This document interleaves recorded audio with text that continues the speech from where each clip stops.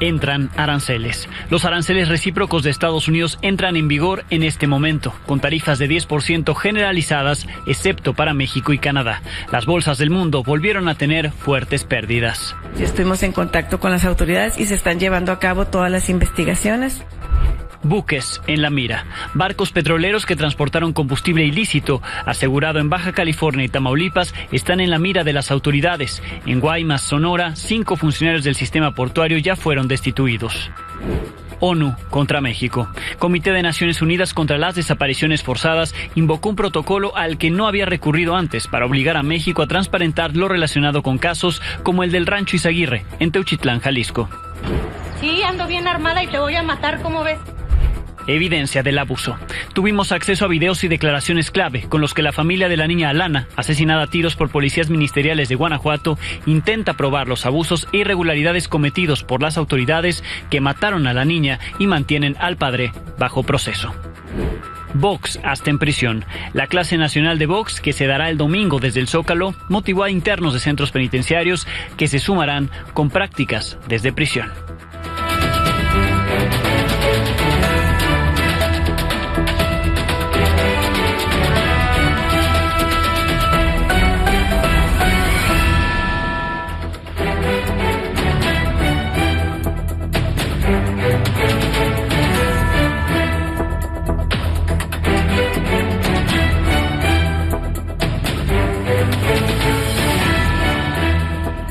Muy buenas noches. En estos momentos entraron en vigor los aranceles recíprocos impuestos por Estados Unidos al mundo. Se trata de la primera fase, que consiste en la imposición del 10% de tarifas generalizadas a todos los países excepto México y Canadá. El próximo 9 de abril inicia la segunda fase, en la que entrarán los aranceles específicos con porcentajes diferenciados para cada uno de estos países. Pero el 10% inicial se aplica a partir de este momento. Estos aranceles ya detonaron una guerra comercial que empieza a escalar luego de la respuesta del gobierno chino, que impondrá 34% de aranceles a todas las importaciones desde Estados Unidos, además de suspender la importación de pollo. Estas medidas, que entran en vigor el próximo 10 de abril, desataron este terremoto bursátil, segundo día consecutivo, ¿sí?, en que los mercados del mundo tuvieron fuertes pérdidas. Los principales indicadores de Wall Street cayeron casi 6%. En el resto del mundo, las pérdidas rondaron entre el 5 y el 7%, especialmente en las bolsas de Europa. Se vio el mayor impacto. Los inversionistas ven poco probable que la perspectiva de la economía mundial mejore y se pusieron a vender sus acciones, provocando números rojos en todo el mundo. Esta imagen refleja cómo el golpe lo resintieron todos los sectores económicos que cotizan en las bolsas, empresas de tecnología, de comercio, servicios, entre otras. De acuerdo con el diario Wall Street Journal, en tan solo 2 días, cerca de $6.6 billones en valor de mercado se ha perdido. Al final de esta semana, el promedio de pérdidas del Dow Jones, el Nasdaq, el Standard & Poor's 500, los principales índices de Wall Street, tuvieron alrededor de 7%, mayor al 7% de pérdidas. Ayer se hablaba que México libró el impacto, pero hoy fue todo lo contrario. La Bolsa Mexicana de Valores cerró con una pérdida de 4.87% y el peso terminó la jornada con una depreciación de casi 2.6%, pues el dólar cerró en 20 pesos con 46 centavos. Pese al comportamiento negativo que desde temprano ya se observaba, la presidenta de México, Claudia Sheinbaum, siguió mostrándose optimista. Consideró que el TEMEC ha ayudado a reducir el impacto arancelario en nuestro país, y en el caso de la armadora automotriz Stellantis, que anunció la suspensión temporal de sus operaciones en México, la presidenta descartó que eso vaya a provocar despidos. Nosotros no le deseamos mal a nadie, y queremos pues que haya prosperidad en todo el mundo. Ahora, lo que logramos en México es que en todos los productos, con excepción de automotriz, acero y aluminio, haya cero aranceles si se exportan a través del Tratado Comercial México, Estados Unidos, Canadá. ¿Qué ventaja tenemos nosotros? Pues que estamos cerca y los costos de transporte pues son menores. ¿Qué otra ventaja tenemos? Que muchísimos productos que no están dentro del acero, el aluminio y la automotriz siguen teniendo cero aranceles si se exportan a partir del Tratado México, Estados Unidos, Canadá. Habló el secretario Ebrard con Stellantis, ¿no? La empresa Stellantis. Ellos tienen ya poco mercado de esos autos que venden, independientemente de los aranceles. Entonces están haciendo una revisión para ver si ese mismo vehículo se sigue fabricando o no. Lo que nos informaron a través del secretario Ebrard es que no representaban no están pensando disminuir los empleos, ni mucho menos, sino es un paro temporal. Pero se siguen dando anuncios de la industria automotriz. La automotriz Nissan se sumó a Stellantis en tomar medidas después del anuncio de los aranceles para esta industria. Anunció que pondrá en pausa los pedidos de Estados Unidos de 2 modelos de camionetas que se fabrican aquí en México. Además, mantendrá 2 turnos de producción en su planta de Smyrna, allá en Tennessee, en Estados Unidos, luego de que a finales de enero de este año había anunciado que cancelaría uno de esos 2 turnos, pues aumenta entonces la producción allá o no cancela uno de estos turnos, mientras frena la producción de 2 modelos desde México. Los modelos que por ahora ya no llegarán a Estados Unidos sí estarán llegando a otros mercados del mundo, por ejemplo, Medio Oriente y Canadá, es lo que informó Nissan. En México, los trabajadores de las plantas armadoras de autos están en la incertidumbre ante este panorama. Silvia Arellano nos cuenta.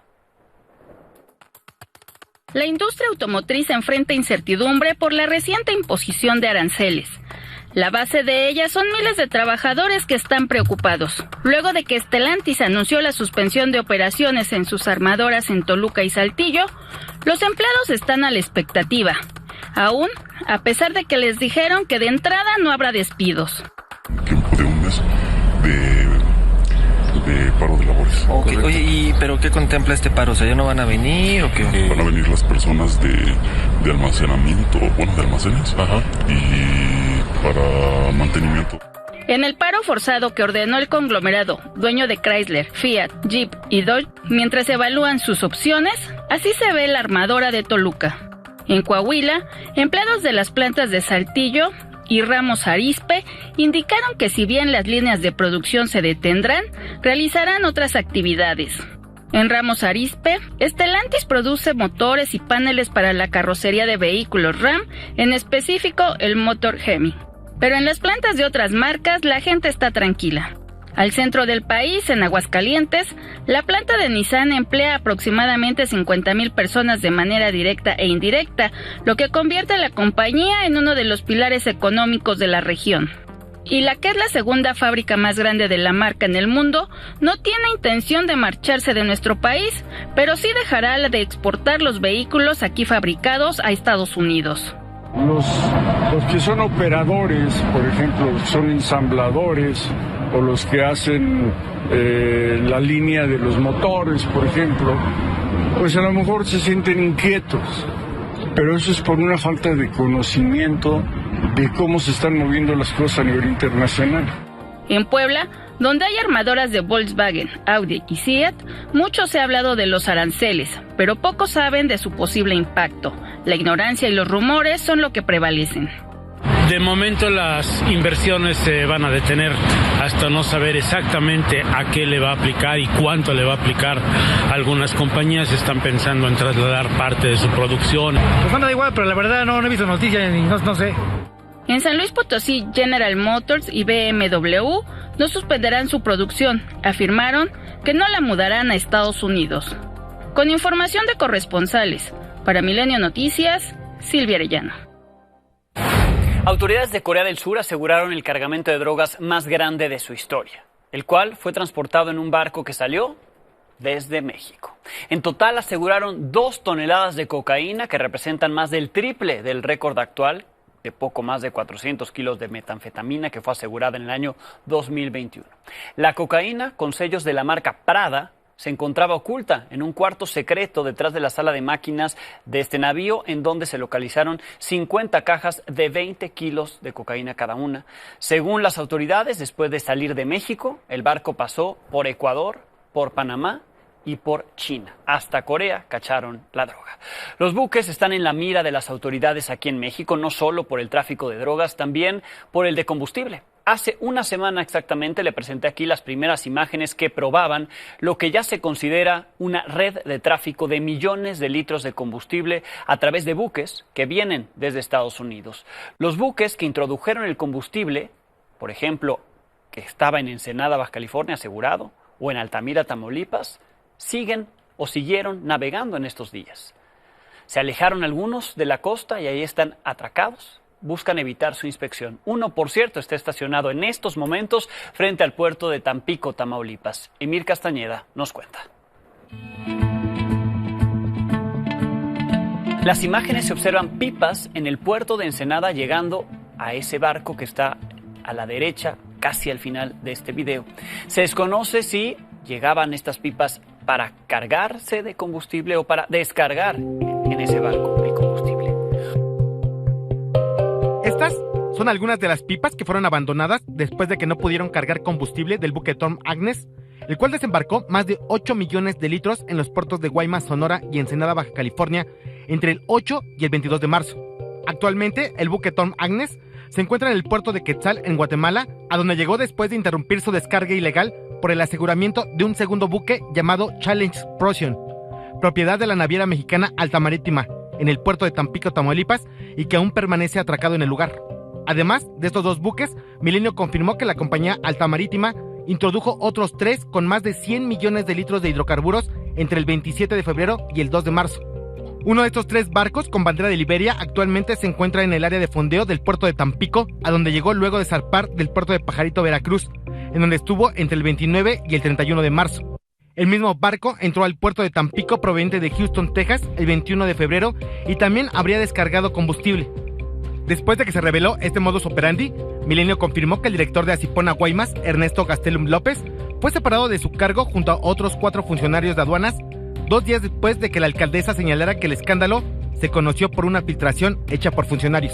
Sí, estuvimos en contacto con las autoridades y se están llevando a cabo todas las investigaciones. Y obviamente que si esas cosas se saben, pues se saben porque salen de quien administra, ¿no? Para Milenio Noticias, Emir Castañeda.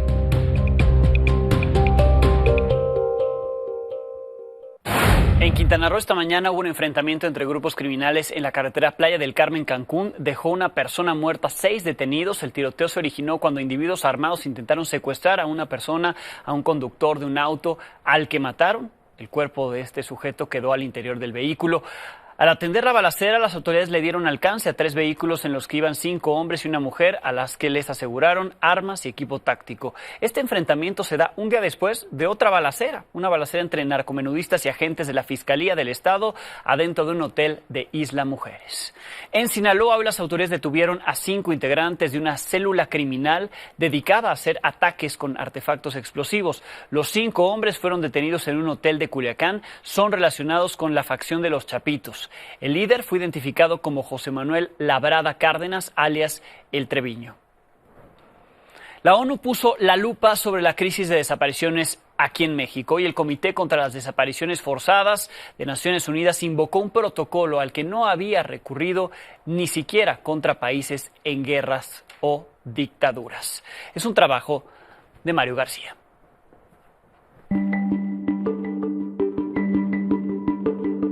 Recibió el comité informaciones que, en su opinión, contienen informaciones fundamentadas que indican que la desaparición forzada se lleva a cabo de manera general o sistemática en el territorio que es jurisdicción de México. El Comité contra la Desaparición Forzada de las Naciones Unidas invocó un protocolo sin precedentes en el cierre de su periodo de sesiones. Se trata del artículo 34 de la Convención Internacional contra las Desapariciones Forzadas, un recurso que no se había usado anteriormente a nivel internacional, ni siquiera contra países con problemas de violencia, en guerra o bajo alguna dictadura. En la Convención contra las Desapariciones, la descripción de este fenómeno implica que la participación de un Estado no está limitada a su participación directa, sino también al consentimiento y la negación de los casos, por lo que colectivos y asociaciones civiles celebraron que el caso mexicano sea analizado. No es un juicio, ¿no? No esperamos una sentencia ni una condena, sino un diálogo para colaborar. Ya no es posible al Estado mexicano por sí mismo salir de esta espiral. La invocación del artículo 34 implica que México tendrá que enviar una delegación a la Asamblea General de las Naciones Unidas para responder cuestionamientos sobre esta problemática y establecer propuestas para combatirla. El protocolo es uno de los 3 procedimientos que prevé la Convención contra la Desaparición Forzada, que entró en vigor desde 2010. Los otros 2 son el procedimiento de comunicaciones y las acciones urgentes, de las que México encabeza la lista. cuando se trata de México, la constante es la negación. Desde el organismo hay preocupación sobre las desapariciones en México y lo ocurrido en el rancho Izaguirre lo acentuó. Por este caso, la noche del jueves el comité llamó al gobierno mexicano a cumplir con una serie de medidas cautelares, como resguardar el lugar, proteger los indicios encontrados y fomentar la participación de los colectivos, a quienes debe reforzar los mecanismos de protección. Estas medidas cautelares surgieron tras una petición de la Asociación Consultora Solidaria para poner en el foco la falta de respuesta del Estado mexicano ante los casos de desaparición.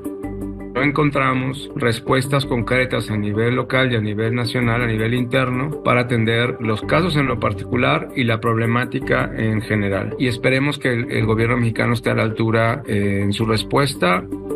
Para Milenio Noticias, Mario García Toribio. Uno de los casos que el Comité de Desapariciones Forzadas de la ONU revisó para llegar a estas determinaciones es el de Víctor Manuel Delgado, quien hoy cumple un mes desaparecido. El 4 de marzo, hombres armados entraron a su casa en Irapuato, en Guanajuato, se lo llevaron a la fuerza. A su familia le dijeron que eran agentes ministeriales que iban a detenerlo, pero desde entonces no se sabe nada de él. El comité pidió que a más tardar el 1 de abril pasado fuera entregado un informe de las autoridades, pero no se ha informado absolutamente nada de Víctor Manuel. La presidenta Claudia Sheinbaum frenó las reformas para fortalecer la búsqueda de desaparecidos que se iban a discutir la próxima semana en el Senado. Dijo que antes escucharán las propuestas de los colectivos de búsqueda, luego de que estos denunciaron en los últimos días que no estaban siendo escuchados por los senadores o senadoras.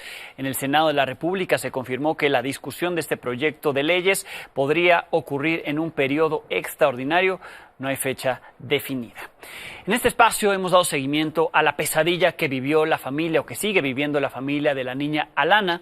Fue asesinada el 11 de marzo. Tuvimos acceso a videos y declaraciones clave con los que la familia asegura que el Ministerio Público está siendo parcial, pues las irregularidades mantienen al padre de Alana bajo proceso. Este es un trabajo de Jesús Padilla.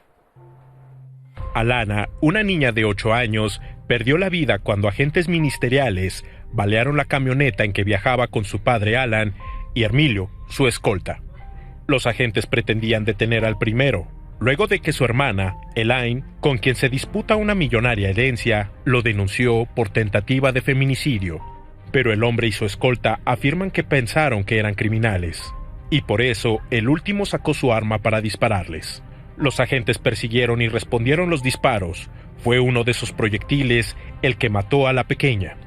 Tras ser golpeados en el hospital a donde llevaron a Alana, padre y escolta, por tentativa de homicidio contra 7 servidores públicos. En medio del duelo, la pesadilla aún no termina para la madre de Alana. La noche del jueves, Hermilio fue liberado gracias a un amparo, pero sigue bajo proceso. Pero hay otras novedades.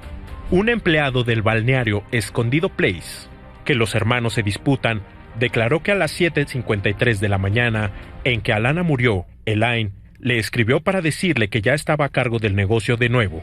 A las 9:35 le dijo que la niña había fallecido, que cerrara el negocio y sacara al administrador, y remató avisando que Alan ya estaba detenido con su escolta.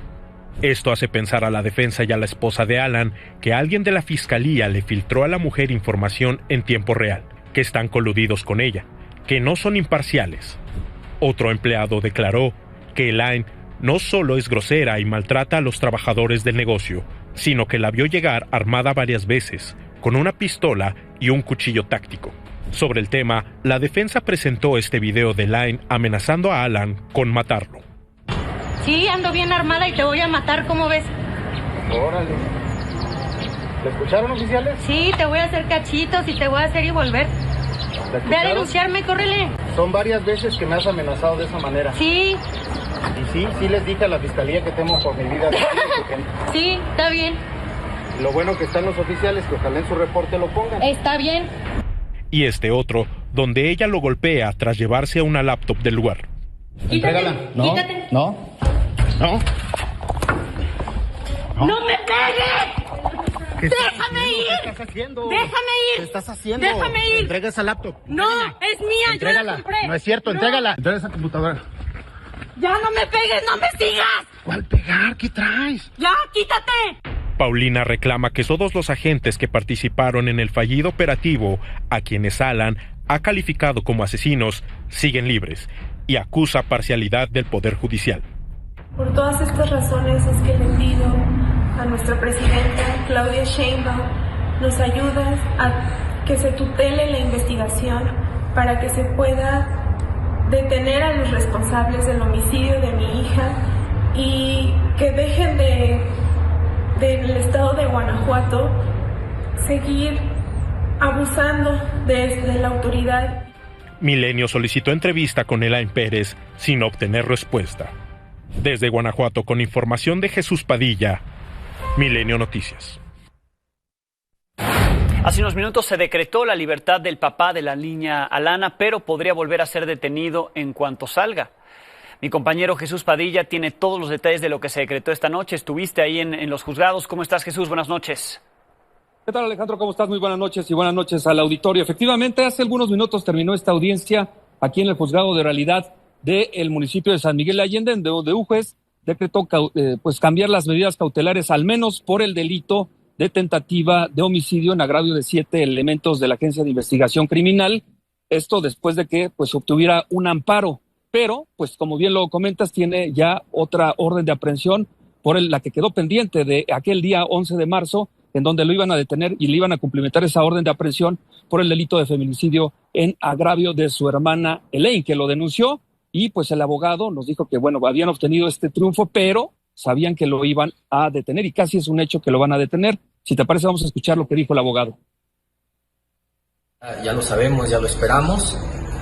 Creemos que en cuanto salga lo van a volver a aprender y lo van a traer a audiencia ante un juez de control para que responda de los cargos, en cuyo caso nosotros queremos que así suceda, porque tenemos la evidencia sólida, suficiente y contundente para acreditar que Alan estaba en un lugar muy distante al sitio en que se dice ocurrió ese atentado. Bien, Jesús, entonces se ordena la libertad para que siga el proceso en su contra por lo ocurrido, ¿no? En ese momento del intercambio de balas y cuando ocurrió lamentablemente el asesinato por parte de las autoridades de la niña Alana. Será liberado, pero entonces sigue el proceso en libertad, pero le van a poner ya la otra orden, ¿no? Ejecutarán la otra orden. Es un hecho, y si me permites, estoy aquí afuera en estos momentos del Centro de Readaptación Social de San Miguel de Allende, y si me permites voy a cambiar la toma, por favor, en donde ya podemos observar aproximadamente a una decena de agentes de investigación criminal de Guanajuato, en donde están listos, están esperando que salga, ya están a unos minutos, pueden ser, pero aquí vemos varias unidades de la policía ministerial o de la Agencia de Investigación Criminal que están listos, ya tienen las 2 órdenes de aprehensión en la mano, están listos para cumplimentar esta orden de aprehensión aquí afuera del Centro de Readaptación Social. Vemos que hay 2 unidades cruzadas, como ya lo pudiste observar, sí, afuera del Centro de Readaptación, y es un hecho, lo veía así el abogado, dice que va a ser más fácil ahora defenderlo. Bien, veremos esto, estaremos enlazados contigo en cuanto ocurra. Y nada más, en la audiencia se habló de la responsabilidad de los oficiales en cuanto al homicidio de la menor.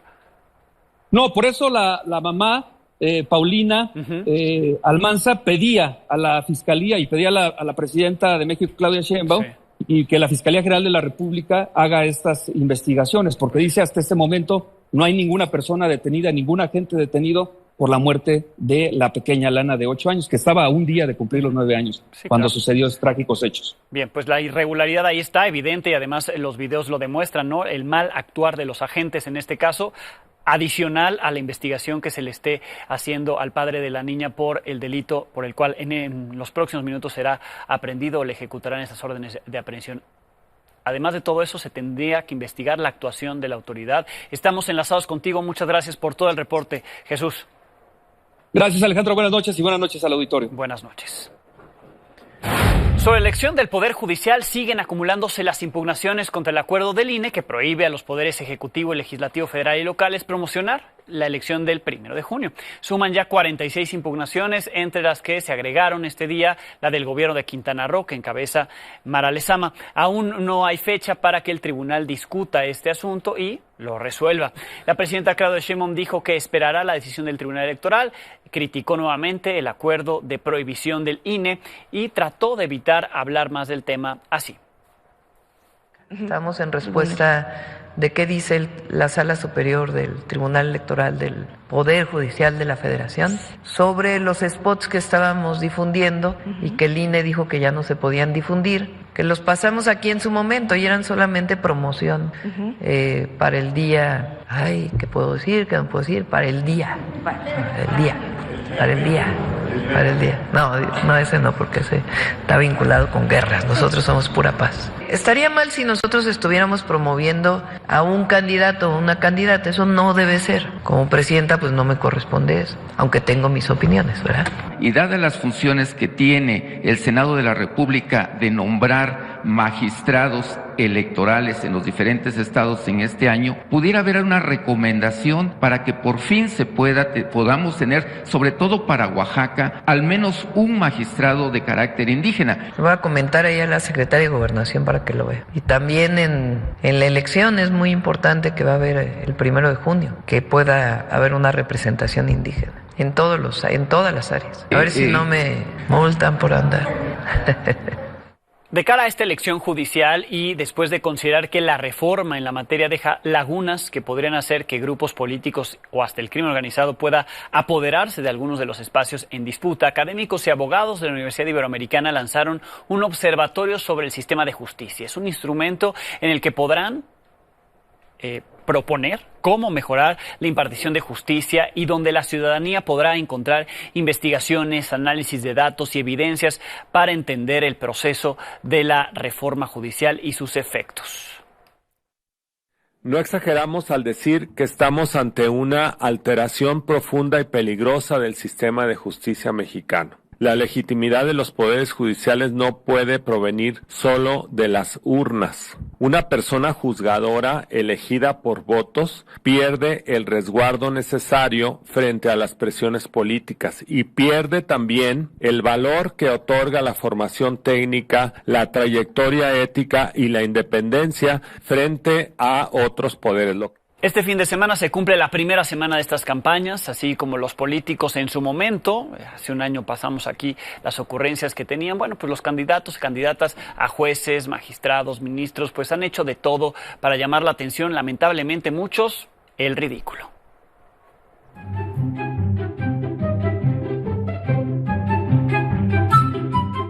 Sé también y conozco lo que pesa, lo que duele y lo que cuesta salir desde abajo. Esa es mi esencia, demostrar que la justicia debe ser valiente, transparente, congruente. Que mi clica me respalde, el barrio me respalde acá.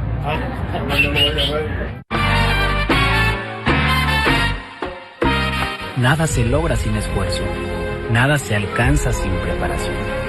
Cada reto es una prueba, cada paso es un compromiso. El honor, la fuerza y la justicia son el verdadero destino.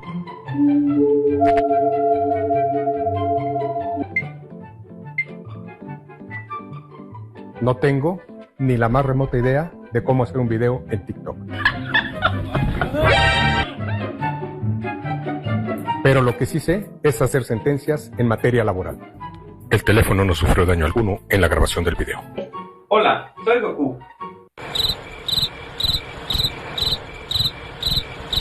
¿Me estás grabando? Sí. No inventes. Les quiero invitar a que me acompañen a hacer un jingle para mi campaña. Me parece patético esto. Es triste que al mundo jurídico se le trate así.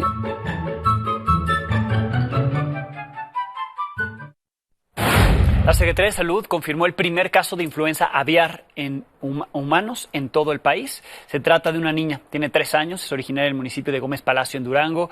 Reportan grave en la unidad médica de alta especialidad número 71 del Seguro Social de Torreón, Coahuila, donde está siendo atendida. De forma extraoficial se dio a conocer que hay una mujer de 65 años que está bajo estudio. Se trataría de la abuela de esta niña. Presenta los mismos síntomas. Por lo pronto, personal médico de la jurisdicción sanitaria número 2 colocó un cerco sanitario en la zona donde vive la paciente para que no se propague esta enfermedad. De hecho, lo estamos haciendo ahorita en cercos, porque no es es preocupante, pero no tanto, porque son solo casos aislados. Se puede controlar, pero también se puede diseminar. Pero aquí el problema es por eso los cercos, que se está viendo todas las comunidades aledañas para que podamos nosotros ya definir si puede haber más casos o no. Mañana continuará la onda de calor en gran parte del territorio mexicano. Se esperan temperaturas de 40 a 45 grados en 10 estados del país, de 35 a 40 en 9 estados y de 30 a 35 en 4. Para la Ciudad de México, la Secretaría de Gestión Integral de Riesgos y Protección Civil activó la alerta amarilla por pronóstico de temperaturas de hasta 32 grados para la gran parte de la capital. Por otro lado, hay pronóstico de lluvias en Chihuahua, en Coahuila y Chiapas. De hecho, en plena primavera nevó en un municipio de Chihuahua, en el municipio de Madera, debido al Frente Frío número 37. La Coordinación Estatal de Protección Civil exhortó a la población a tomar precauciones ante la posibilidad de afectaciones en las carreteras, los caminos rurales, debido a la acumulación de nieve o hielo. Estas imágenes son de lo que dejó esta nevada. Se recomienda a la gente abrigarse bien porque se esperan bajas temperaturas en todo el fin de semana, sobre todo el próximo domingo en esta región de Chihuahua. A esto se suma que se esperan intensas rachas de viento, no solo en ese estado, también en Durango, en Sonora, Zacatecas, Coahuila, Nuevo León y Tamaulipas. En este código QR que le presentaré ahora, puede ver los detalles del clima para este fin de semana. No está el QR, pero ahí están los detalles. Desde noviembre, el gobierno federal anunció una clase masiva de box en la que participarán las 32 entidades del país. Hace unas semanas se informó que participaría el exboxeador mexicano Julio César Chávez. Este domingo es la fecha. La presidenta Claudia Sheinbaum se dijo lista para participar, aunque no va a boxear, lo aclaró.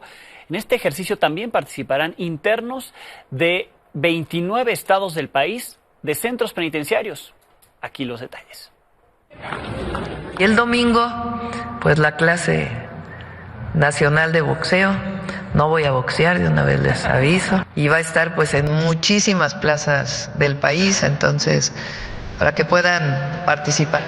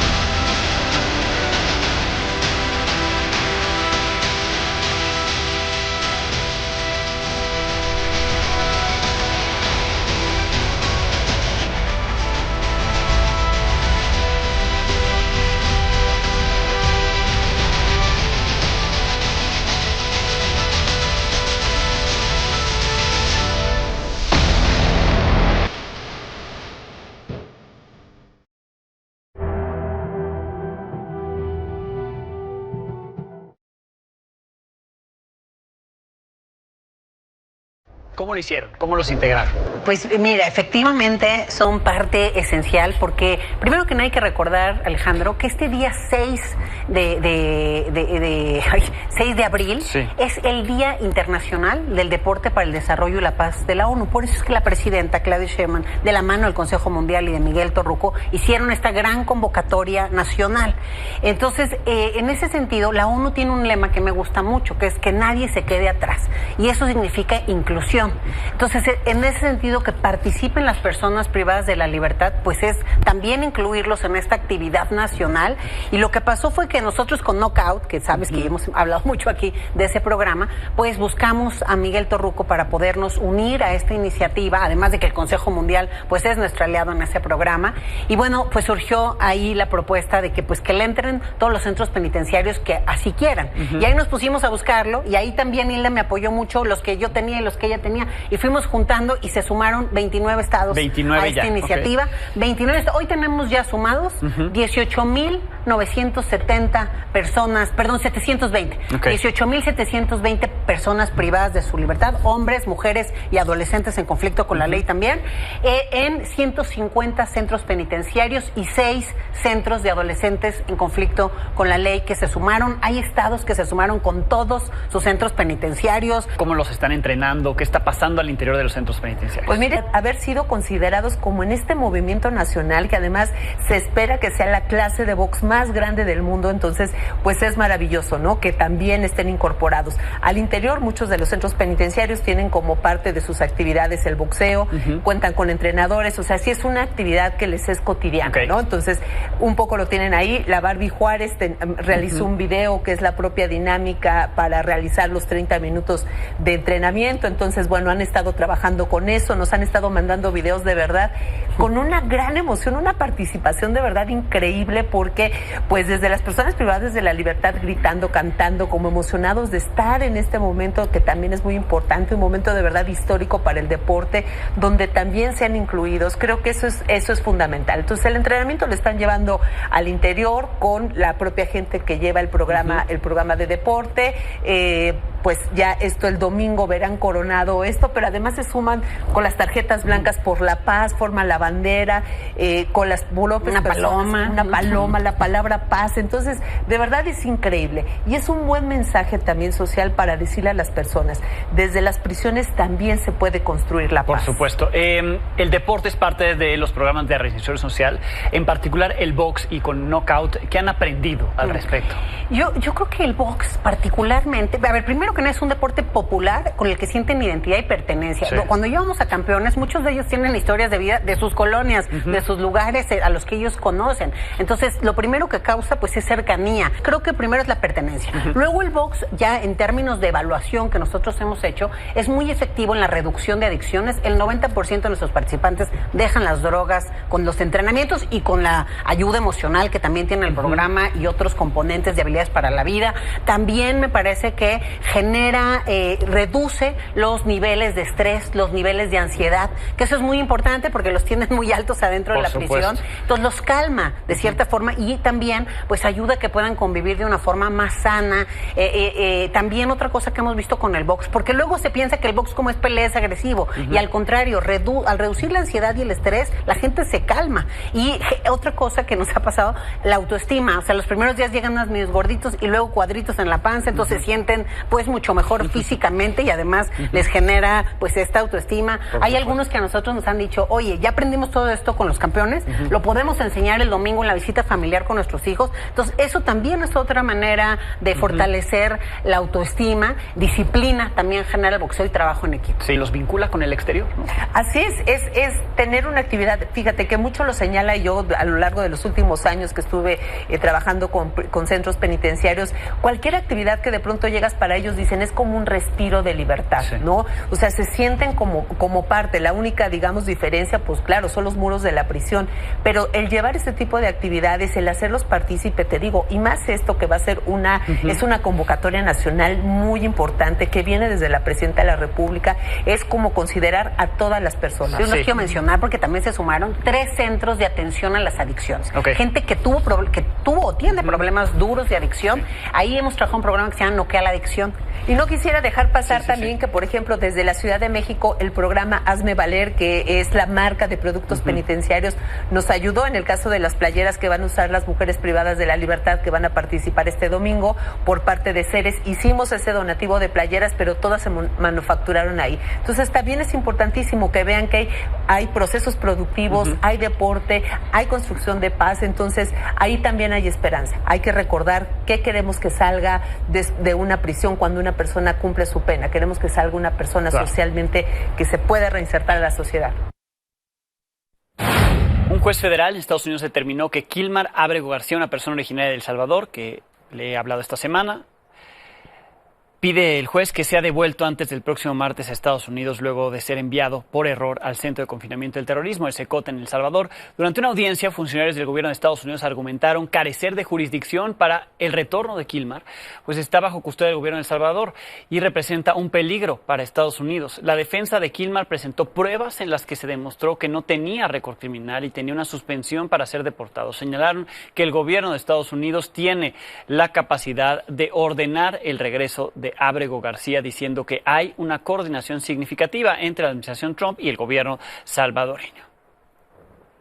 She found that the government's arguments that she was powerless to order him brought back to the United States were without legal merit, and she found that he was suffering irreparable harm with every day that goes by while he's separated from his family and while he's detained under such harsh conditions in the infamous CCOT.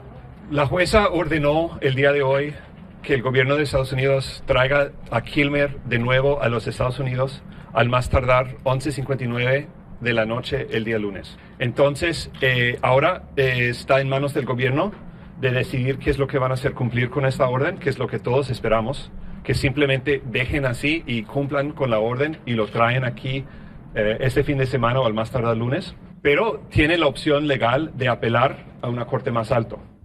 Pausa, volvemos. Después de casi 4 días en el espacio, la cápsula Dragon de SpaceX y sus 4 tripulantes regresaron a la Tierra, descendiendo de forma exitosa en la costa de California. El viaje privado exploró las regiones polares de la Tierra por primera vez, realizando 22 estudios de investigación enfocados en comprender los cambios y la salud del cuerpo humano en el espacio. En total, los astronautas dieron 55 veces la vuelta a la órbita de nuestro planeta, pasando sobre los polos cada 46 minutos aproximadamente, y vaya imagen que consiguieron. Con esto nos despedimos. El lunes tendremos algo nuevo que contarle a las 22 horas.